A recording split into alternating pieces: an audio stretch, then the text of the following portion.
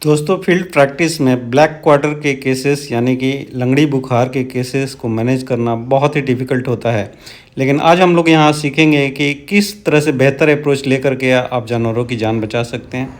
Black quarter एक जानलेवा बीमारी है। इसमें बहुत जल्द जानवर है उसकी मृत्यु हो जाती है, कोलैप्स कर जाता है। और इसको पहचानने के लिए आप लोग जानते हैं कि जो हेवी मसल्स हैं, चाहे वो गर्दन का हो या शोल्डर का हो या थाई का हो, उसमें एकाएक स्वेलिंग आती है और जब आप उसे चेक करते हैं तो क्रेपिटेटिंग साउंड आता है, यानी हवा भरा रहता है।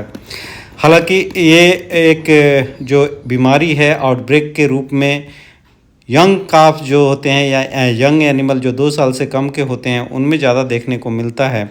और ये जो वीडियो आप लोग देख पा रहे हैं ये मुझे पाकिस्तान से शेयर किया गया था, जिसमें कई काफ को ब्लैक क्वार्टर का आउटब्रेक हो गया था और उनके शोडल में होता था। वो रिस्पॉन्ड करते थे लेकिन क्रिपिटेटिंग साउंड आते रहता था। तो उसको किस तरह से बेहतर मैनेज किया जा सकता है, इस बात की चर्चा हम लोग यहाँ करेंगे। तो सिर्फ आप थाई मसल नहीं, गर्दन के मसल में भी बड़े जानवरों में अपने यहाँ इंडिया में बारिश के बाद ब्लैक क्वार्टर के खास करके बफलोज में खूब केसेस मिलते हैं और इसको प्रॉपर मैनेज करना आवश्यक होता है। तो पहला काम क्या करना है कि आपको उसमें एक चीड़ा लगाना होता है ताकि वहाँ से टॉक्सिन को आप निकाल सकें। तो आप एसेप्टिकली चीड़ा लगाइए लोअर एरिया में, जहाँ से कि पूरा का पूरा जो फ्लूइड है या ब्लड है उसको ड्रेन किया जा सके। फिर चीड़ा लगाने के बाद पूरे एयर को उस एरिया से आप हाथों से चारों तरफ से एक जगह ला करके वहाँ से निकाल सकते हैं। निकालने के बाद फिर आप उसमें हाइड्रोजन पेरोक्साइड डालेंगे, जिसके चलते वहाँ ऑक्सीजनेशन हो जाता है। हाइड्रोजन पेरोक्साइड के साथ साथ आप उसमें मेट्रोनडाजोल भी लोकली डाल सकते हैं। और साथ में हम लोग रिकमेंड करते हैं कि बिटाडिन जो 2% से लेकर के 5% तक बिटाडिन लेकर के उसकी ड्रेसिंग करनी चाहिए और थॉरली उस वुंड का क्लीनिंग करना चाहिए। आप चाहें तो उसमें नॉर्मल सलाइन भी डाल सकते हैं ताकि वहाँ से पूरा का पूरा जो टॉक्सिन है वो रिमूव हो सके और अल्टीमेटली घाव को हमेशा ओपन रखे देना चाहिए। इसके साथ साथ जो ये फैटालिटी आती है, इसमें कार्डियक अरेस्ट आता है, टॉक्सिन एब्जॉर्ब हो जाता है और एनिमल बहुत ज़्यादा डिस्ट्रेस में रहता है। तो उसमें जानवरों की मृत्यु हो जाती है। शॉक के चलते एनिमल जो है वो कार्डियक अरेस्ट में जाता है और उसकी मृत्यु हो जाती है। तो सिस्टेमिक जो मेडिसिन हम लोग इसमें रिकमेंड करते हैं, पहले तो अगर वो टॉक्सीमिया में है या फीवर उसको है या हाइपोवॉल्यूमिया में है या बैठ गया है, जहाँ भी आपको जो भी स्टेज शॉक का लग रहा है उसके अनुसार से आपको ट्रीटमेंट करना चाहिए। अर्ली स्टेज में आप फ्लूइड थेरापी करें। फ्लूइड में आप हमेशा नॉर्मल सलाइन का इस्तेमाल करें या आइसोटोनिक पॉलीआयनिक इलेक्ट्रोलाइट्स का आप इस्तेमाल करें, वो बेनिफिशियल होता है। इसमें आप 5 से 10 लीटर तक फ्लूइड दे सकते हैं जो फ्लश आउट कराता है, किडनी के परफ्यूजन को बढ़ाता है। फ्लूइड के साथ साथ आप इसमें जो ड्रग ऑफ चॉइस है इसका वो पेनिसिलिन है। तो पेनिसिलिन हाई डोज में लेना होगा। 20 से 40 हज़ार यूनिट पर केजी बॉडी वेट के हिसाब से एक दिन का डोज बनाएंगे तब जाके इसमें रिलीफ मिलता है। पेनिसिलिन के साथ साथ आप मेट्रोनडाजोल भी इंट्रावेनसली ऐड कर सकते हैं। यहाँ मेट्रोनडाजोल का जो कैटल में डोज होता है वो 10 mg होता है, लेकिन आप 25 mg पर केजी बॉडी वेट तक जा सकते हैं।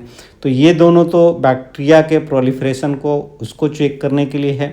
साथ ही साथ आप सपोर्टिव मेडिसिन भी देंगे लाइफ सेविंग के रूप में।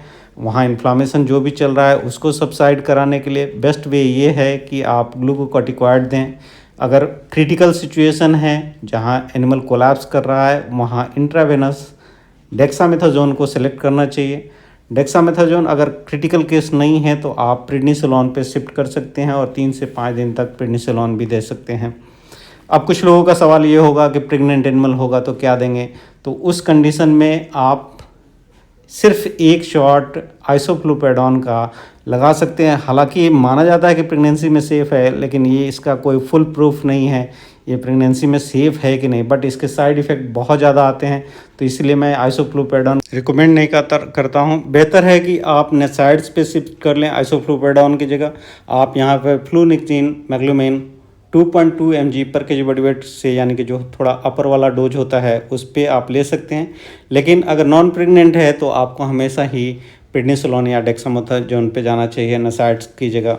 एडिशनली मसल डैमेज को रिपेयर करने के लिए और टिश्यू हीलिंग को फास्ट कराने के लिए आजकल टिश्यू हीलिंग एंजाइम्स हैं, उनका इस्तेमाल आप कर सकते हैं। ओरल टैबलेट्स आते हैं, आप उनको यहाँ पे ऐड कर सकते हैं। साथ ही साथ आप एक शॉट विटामिन ई और सेलेनियम का जो इंजेक्टेबल आता है उसका 10 ml सबक्यूटेनियस लगा सकते हैं। विटामिन ई और सेलेनियम जो होता है 7 से 10 दिन के बाद रिपीट किया जाता है, तो एक शॉट ही काफ़ी है, यहाँ पे आप एड ऑन कर सकते हैं।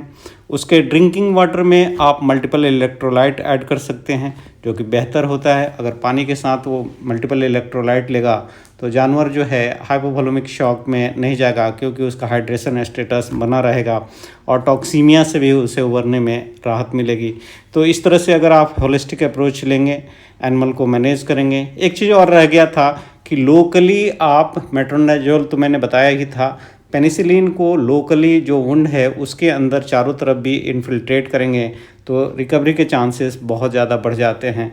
तो इस तरह से अगर आप होलिस्टिक अप्रोच लेंगे तो फील्ड कंडीशन में आपको बीक्यू के केसेस मैनेज करने में काफ़ी मदद मिलेगी।